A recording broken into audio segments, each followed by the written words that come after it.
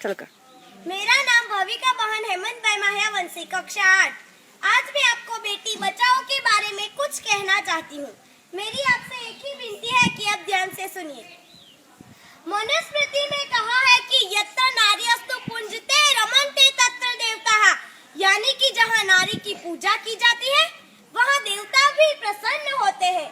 ईश्वर ने जब सजीव सृष्टि का निर्माण किया होगा तब शायद पहले नारी का ही निर्माण किया होगा, तभी तो ये सजीव सृष्टि आगे बढ़ी।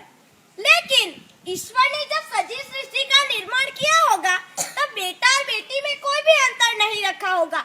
यह भेद हमने ही पैदा किया है। जब बेटा जन्म लेता है तब सब लोग खुशी से फूला नहीं समाते हैं और तरह तरह की मिठाई और पेड़े बांटने के लिए निकल जाते हैं। और जब बेटी जन्म लेती है तब सब लोग मायूस हो जाते हैं, जैसे कोई पहाड़ टूट पड़ा हो, बिजली गिरी हो। आखिर ऐसा क्यों? हाँ, हम लोग जानते हैं कि बेटी तो आखिर पराया धन है, पराया धन। वो बड़ी होकर ससुराल चली जाएगी और अपनी सारी कमाई की मुड़ी ससुराल वालों को दे देगी। और बेटा तो कुल का दीपक है, दीपक। वो हमारा वंश जारी रखेगा। लेकिन हमें ऐसा नहीं मानना चाहिए। हमें बेटा और बेटी को एक समान चाहना चाहिए, जैसे बेटा बेटी एक समान, बेटा बेटी एक समान।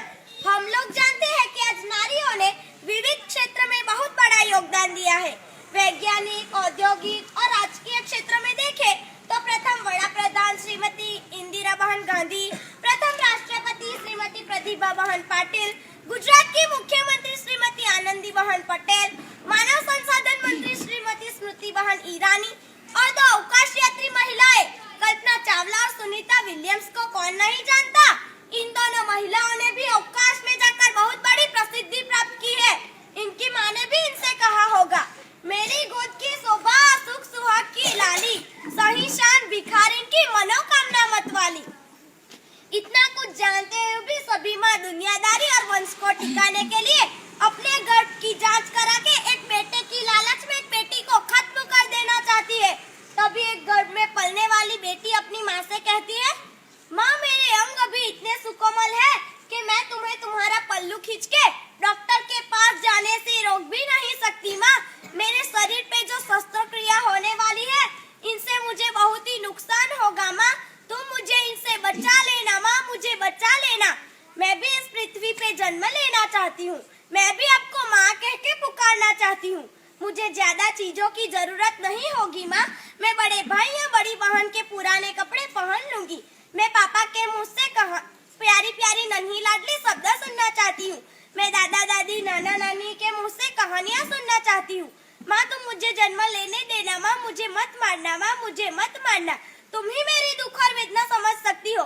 तुम्हारा और मेरा रिश्ता सबसे करीब का है, जैसे एक जिस्म दो जान, एक जिस्म दो जान।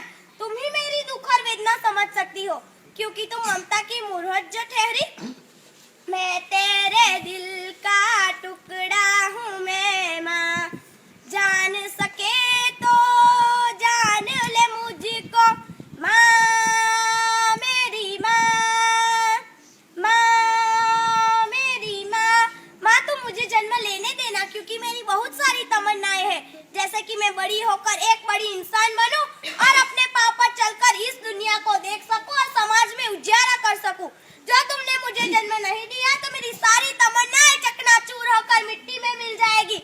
मेरे सारे सपने भी टूट जाएंगे। मेरी सारी आशाएं निराशा में बदल जाएगी। माँ, तुम मुझे जन्म लेने देना। और एक बात, अगर हम बेटियों ने ही जन्म नहीं लिया तो आपको दादी, भाभी, नानी, पत्नी, बहन कहने का अवसर कैसे मिलेगा?